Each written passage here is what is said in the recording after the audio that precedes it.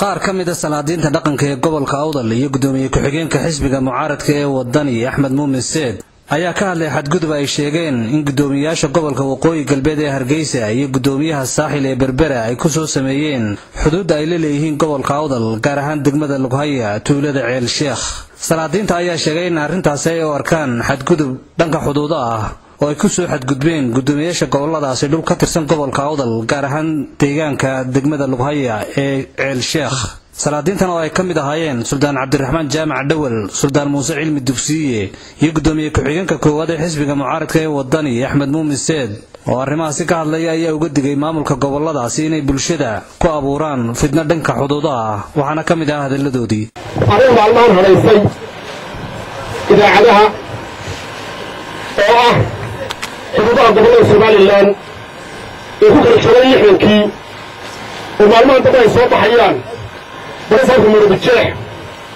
وطبعا كأول مركز تسنتين وعي الشيخ برسالك الساحل ويجي من اسمه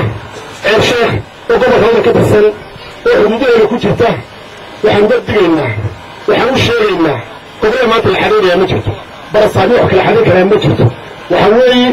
دقموي في قبل لهم حيث بيك الحالي قبل والبه دقموي كبدا بحل لها وحنك وصنيا وحنوي ينطق لك عينهم dadku waa dad wada dhasho weeye waa dad wada degan weeye waa loo kala badnaan karaa waxaan leenahay barasaabyadu hawsha ay galeen mid loo baahnaa maaha mid laga aqbalayana maaha iyo inay dib ugu noqoniyo dhex socona